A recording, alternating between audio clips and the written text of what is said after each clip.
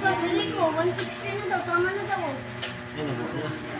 Ha? Tama Okay, tayo okay talaga. kita ng 160. Mahirap pag at sabay mo malaking truck tapos diyan ka na Ano na yun? Ang siya sa si ano na yun? Ayan si Ate Ruby. Tama.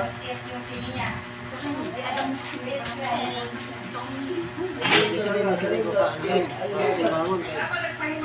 Bisa dapat lang kapag kung makita ng 160. Okay na. What? Oo.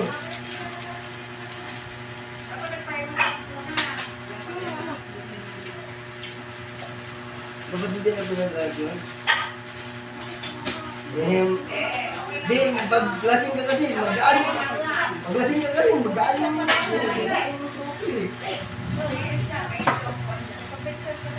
Mag-aan ka ganun. Ha? Kala ko, Oo nga. konti lang. Pwede ba sa cellphone? Okay no? What background? Saan ba tayo? Dito. Napulos siya. Doon sa loob. Oh, sa loob. Ay, hindi ba yung puti doon?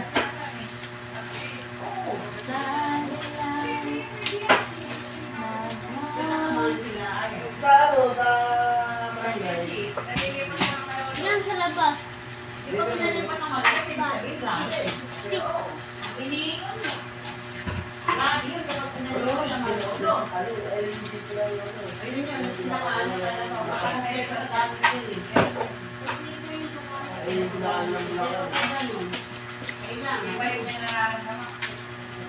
Ginawa niya sa station kasi lasing.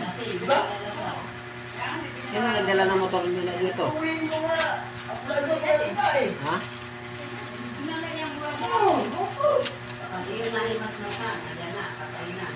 Hindi. Imbis na yung plaza, isa lang ikaw. Dalawang plaza ng plaza. At saan ba sila pumunta? Sa San Miguel? Sa Emmanuel Hospital? Sila? No, wala din naman yung San Miguel na yun. Itataboy din Pamarulos. Doon ako nang dinala, tinaboy Pamarulos.